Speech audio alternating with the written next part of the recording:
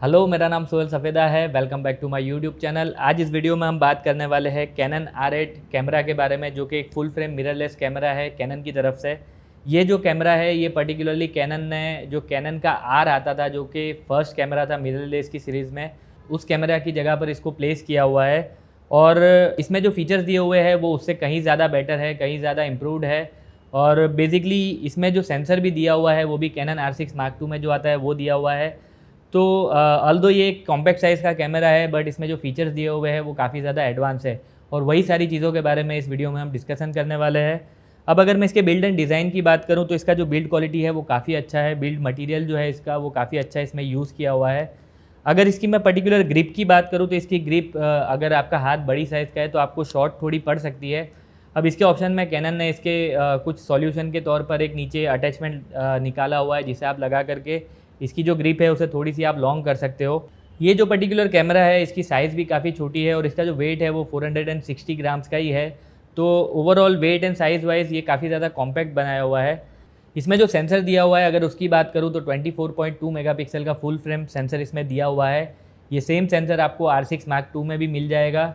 और इसमें जो प्रोसेसर है वो भी सेम R6 Mark II में जो दिया है डिजिटेक्स प्रोसेसर, वो सेम प्रोसेसर इसमें भी दिया हुआ है। इस सेंसर की जो डायनेमिक रेंज है वो काफ़ी ज़्यादा अच्छी है। अगर आप बहुत ज़्यादा कॉन्ट्रास्टी एनवायरनमेंट में भी काम करते हो तो काफ़ी अच्छा रिजल्ट ये जो सेंसर है वो आपको अचीव करके दे सकता है। अब इसके ऊपर दिए गए buttons and dials and ports की अगर मैं बात करूँ तो टॉप पर अगर आप देखोगे तो आपको राइट हैंड साइड पर ऑन ऑफ का बटन मिल जाता है, जिसमें अगर आप बीच में उस बटन को रखते हो तो आपको जो आपके कंट्रोल्स है वो आप लॉक भी कर सकते हो। उसके बाजू में आपको कंट्रोल डायल दिया हुआ है, जिसमें आपके जो अलग अलग मोड्स हैं वो आप स्विच कर सकते हो। उसके बाजू में आपको जो हॉट शू दिया हुआ है वो मल्टी फंक्शन हॉट शू इसमें मिल जाता है, जिसमें आप जो कैनन की तरफ से आने वाले वायरलेस माइक है या फिर जो ट्रिगर्स है या फिर जो मोबाइल अटैचमेंट्स है वो सारे आप वायरलेसली इसमें अटैच कर सकते हो। अब इसके अगर मैं फ्रंट की बात करूं तो जो एलईडी इसमें दी हुई है वो 1.62 मिलियन डॉट्स की है और उसमें जो टच है, जो टच का फंक्शन है वो काफ़ी अच्छा और रिस्पॉन्सिव है। इसका जो EVF है उसमें 2.36 मिलियन डॉट्स का EVF इसमें दिया हुआ है, जो कि अगेन बहुत अच्छा रिजल्ट प्रोवाइड करता है। साइड पर आपको बटन्स जो दिए हुए हैं उसमें सिर्फ एक छोटी सी कमी ये है कि इसमें आपको जॉयस्टिक नहीं मिलता और जो आपको अपेचर चेंज करने के लिए जो डायल मिलता है वो इसमें नहीं मिलता। उसके अलावा बाकी सारे जो बटन्स हैं, जो डायल्स है वो सिमिलर है बाकी सारे कैनन कैमराज से। अगर साइड पे जो पोर्ट्स दिए हुए हैं उसकी मैं बात करूँ तो आपको HDMI कनेक्शन का पोर्ट मिल जाता है, जो कि माइक्रो HDMI है। और आपको एक C टाइप कनेक्शन के लिए पोर्ट मिल जाता है, जिसमें आप आपका जो कैमरा है उसे इवन चार्ज भी कर सकते हो।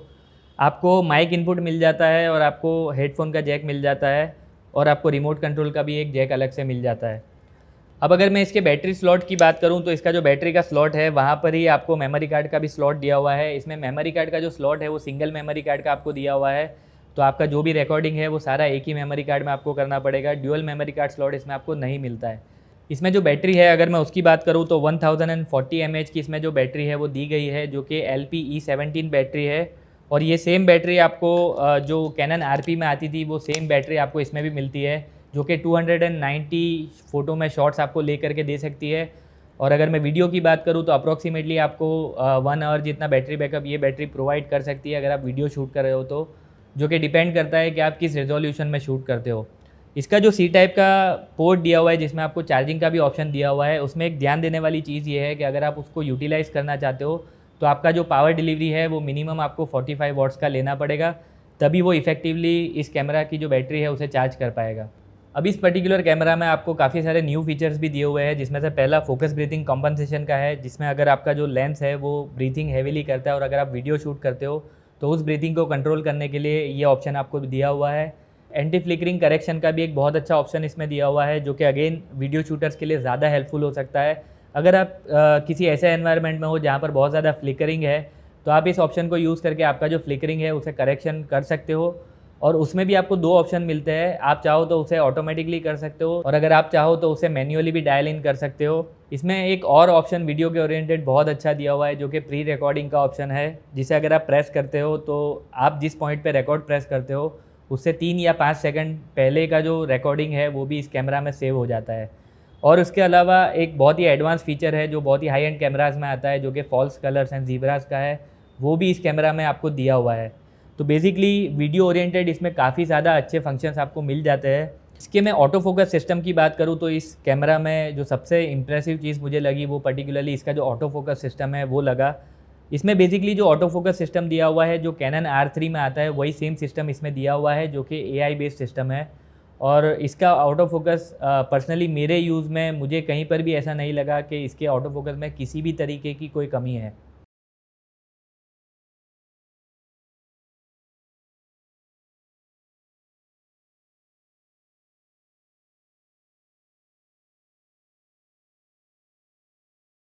अगर इस कैमरा के फ़ोटो स्पेसिफिकेशन की मैं बात करूं तो इसमें आपको जो कर्टेन के ऑप्शंस है उसमें आपको मैकेनिकल शटर कर्टेन का ऑप्शन नहीं मिलता।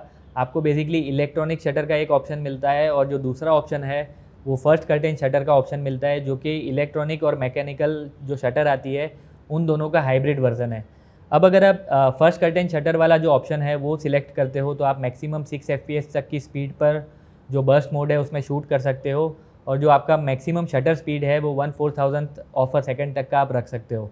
और अगर आप इलेक्ट्रॉनिक शटर वाला ऑप्शन सिलेक्ट करते हो तो मैक्सिमम आप उसमें जो स्पीड है वो 40 FPS तक की ले जा सकते हो और जो उसमें शटर स्पीड है वो 1/16,000th ऑफ अ सेकेंड तक की आप रख सकते हो, जो कि बहुत अच्छी चीज़ है।